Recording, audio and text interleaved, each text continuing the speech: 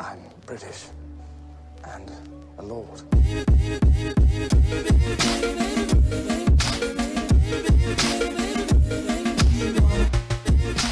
Hi guys, and welcome back to WessinTheWorld. This is a midnight WessinTheWorld. It's actually only 9:45, I think, something like that, something along those lines.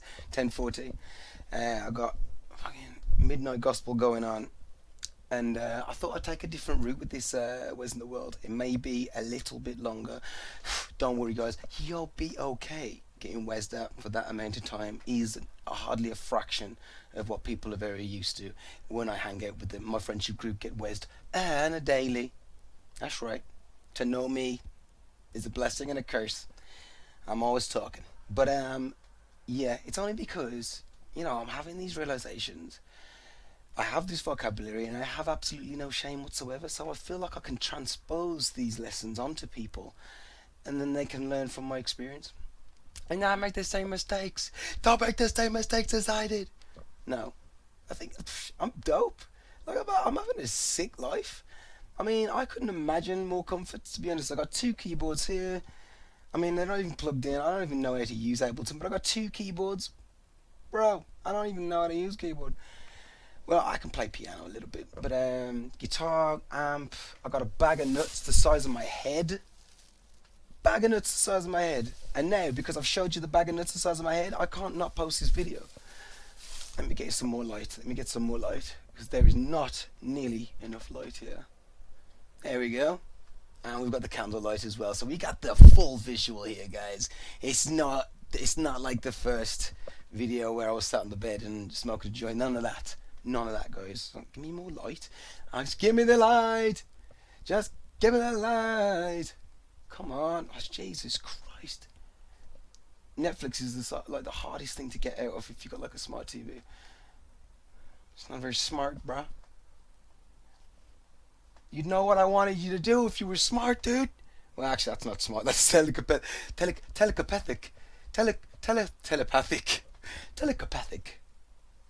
Yeah, no, I've not lost my mind. Not just yet. Well, I lost my mind way before the quarantine. And y'all knew this. Come back. Alright. We're getting this sorted out, guys. We're getting it sorted out. Come on. I've got a lot to get through. Alright, so that's maximum light for the most amount of time. Aight. It's you and me. Now, right? So, basically, I'm having some realizations, you know, recently. I got a few new muses in my life. Very likeable muses. And I love them. I love them greatly. And if you're anyone, if you're anyone, you take inspiration from everything. Conversations you have with people you just met. You know, that Asian guy at that one shop in Wolverhampton, I don't know what it's called now, the Londis by the bus stop. He's listened to endless amounts of my chatter, I have to say. He's probably listened to more chatter than you guys have. And yeah, only had 8 episodes. This is the 8th episode, by the way, and this is not my first glass of wine.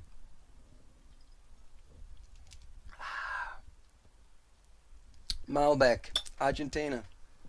I don't know what year. I'm not that deep, nor am I that much of a dick. But where are we going first?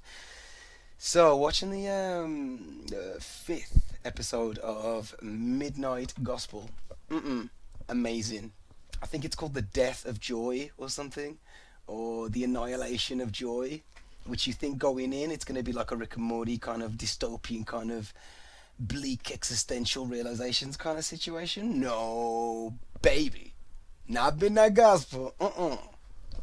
So basically,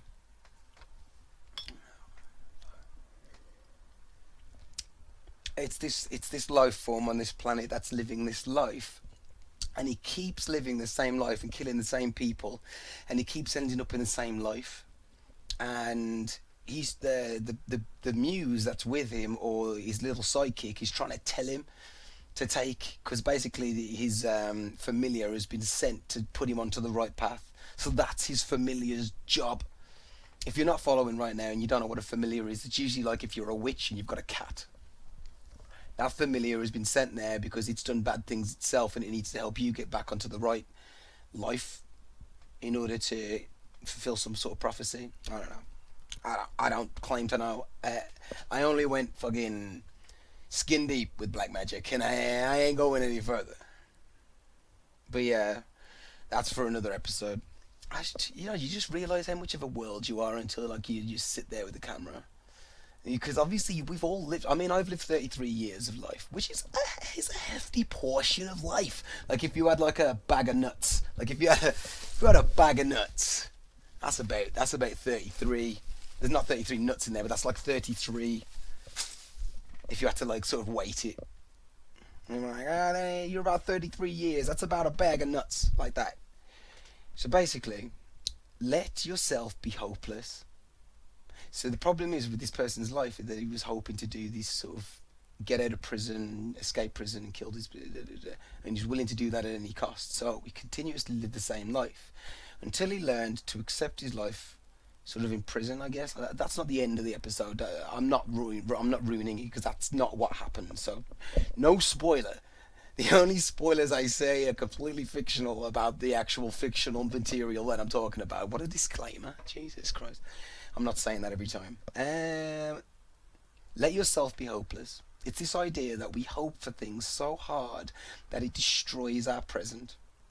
We're continuously hoping for a better moment.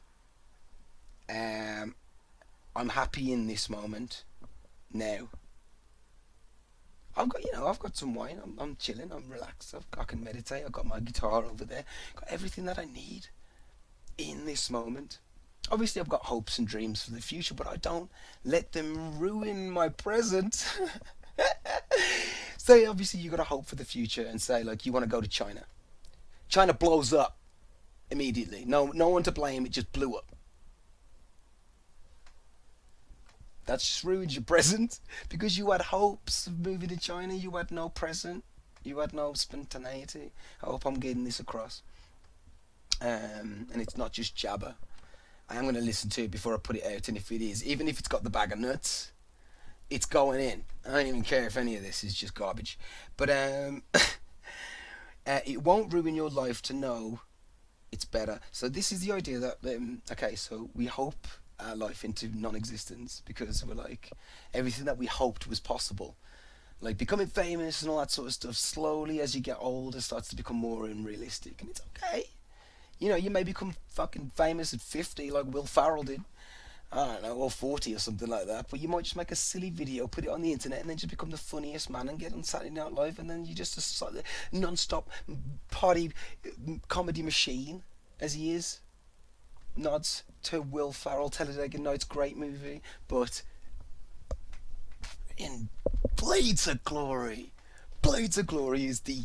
Sorry, I'm coming across very aggressive again. I wish I had my shirt off. Because if I got my shirt off, you know that it's serious. You know that I'm triggered. But what I'm saying is... What was I saying? Shit. Hopelessness will ruin you eventually. Because it ruins every single moment. Remember, you don't exist in the future. Can we pull it back? You don't exist in the future. You exist in the present. So if you let thoughts of the future ruin your present, you're going to have a shit life. Because if you do that enough, that's going to be the large portion of your life spent doing that. So let go of it. And that's no need to be hopeless. Because we aren't absolute beings. Rewind. Can I rewind on that? But we aren't absolute... I can't believe I just actually acted a rewind. That's definitely crazy. No, that's not crazy. I'm perfectly present. But what I'm saying is if we can... not if we can rewind. If we can let go of hope, then we will be free. Because then a large portion of our life won't be spent worrying about whether hope will bring us what we hope. Yeah, I think that's pretty much it.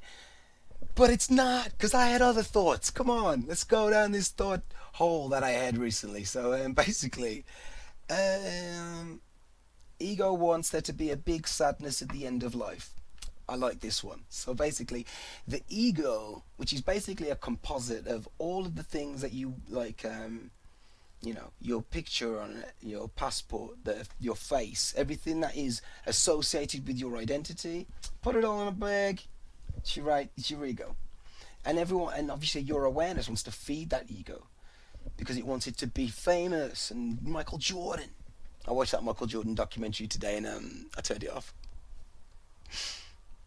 I thought it was going to be really good, but it was just about a guy who was really good and really wanted to get gold objects.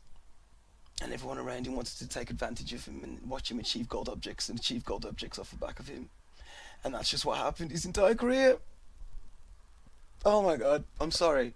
He did push himself to the limit, human, like, hats off to him, he put the work in. But, like, I don't know, man, I sort of want meaning at the end of my journey, not gold things. I'm sorry, man. I'm just saying. But what else am I saying? Ego wants there to be a big sadness at the end of life. So your ego knows that it's only got from the moment born until the moment dead to get famous. Gotta climb that status hierarchy, right? Gotta get to the top. Gotta get those gold things, and then basically, I want the gold stuff. I want the stuff that's gold. You can get gold tracing paper, right? You can get gold like gloss paper, like really shiny gold stuff. Damn. But I suppose you got to put a checkpoint at that level of fitness, I guess. So when someone gets that fit, you got to be like, yo, you get the gold, bro. You got the gold level, and because you get it every year, that means you consistently gold, and you just get to have that as like your thing. At least I know I was the gold man, I was the goldest. No man was golder than me. Is gold a word? Golder a word? Yeah, so ego knows it's only got to the end of life to achieve gold status. So, basically, it's so funny. They have gold cards and everything, like it's like a real curse or a spell that's been cast on mankind. But yeah. So basically, you got to get to the end of life and achieve gold. And this is why, obviously, as you get older, you get sadder because that ego yearning to be number one starts to diminish before your eyes. But it's okay because you're not that. You're not your ego. Now, rewind, because that's a big thing. Because what I just described is what most people would describe as them. What I'm saying is, and I'm putting the gavel down, is that you're just the awareness of it. Whether you have a good life or a bad life means nothing in the afterlife. I know, because it's not the duality realm in the afterlife. There is no good or bad, there is no right or wrong, there is no black or white, there is no two. There's just like oneness, completeness. The thing that you are all, but you all deny. But whatever, we'll get into religion later in next episode. I don't know, something. But basically,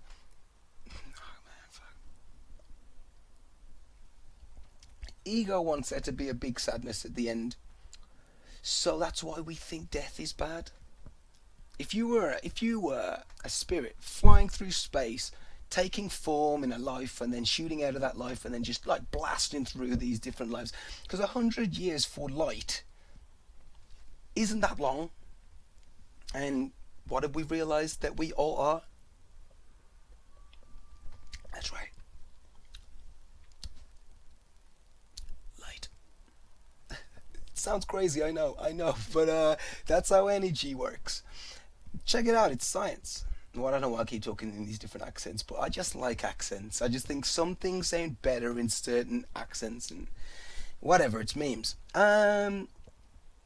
So it creates darkness around death because it's worried about losing this great opportunity to be gold status. This makes sense because I'm congratulating myself just there. This makes sense. This makes sense because even in the worst places you find beautiful people, pure-minded people. The souls know that this is a small stop in a long journey. The ones that believe that they're souls. Soul is encapsulated within electricity, I suppose. That's the science of it, I guess. The soul knows that this is a small stop in a long journey, and 100 years is nothing to light. And then it goes into let hope die again.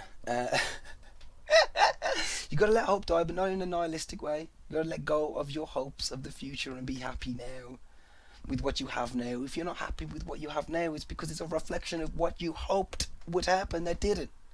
Do you know what I'm saying? So what you have to do is be happy now, but take away your subjective mind and just look at it and go, oh, I've got a table here.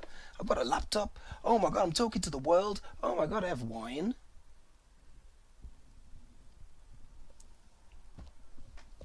I'm fine. What's the big hoo-ha? But what I'm saying is, the ego wants to be a big sadness. This is why you want people to cry at your funeral. So, oh God, that poor ego. It never got to achieve gold status. But what I'm saying is, that you aren't the ego. You are the awareness of the ego. You're the thing that's behind the ego, that's given all of its power to the ego, so that you can be somebody and go somewhere and do some shit. But you don't essentially have to do anything, and that's not the fact, and that's a freeing realization, is that you can go forth and then just do what you want, and then everything that you do is been decided by you. It's not an expectation that the world had in you as an ego. When I went to Spain, you think anyone thought I was going to Spain? No, I don't think my ego even knew I was going to Spain. So those that don't know that I went to Spain for a year and a half. I initially went there because I wanted to go and do a pilgrimage. And then once I got there, I realised that it cost a lot more money than I thought. And then I had no money to get back. But luckily, I had my guitar. This is why everyone should learn an instrument, because obviously I played music on the streets of Santiago de Compostela. And then just enjoyed my life. I mean, if I didn't have a talent, I'd probably just sing, you know. But, well. But those Asian tourists, yo, they just give euros for nothing. Shouts out to my Asian tourists. They don't even watch you, they leave. They're just congratulating you for existing. There's no bigger compliment than that, I don't think. Thank you for existing. Thank you for playing music. Thank you for having the balls to do this. That is amazing. Most people come up and like, show me. Show me what you got. And then you have to like play something. You have to really mean it, and it just feels awful forced. So yeah, if you want to stop, because it sounds good, just pay him. Because you stop for a reason. Don't just stop and go, he's going to want someone to stare, and he's going to want someone to stop and stare at him. No, it's the worst part of performing.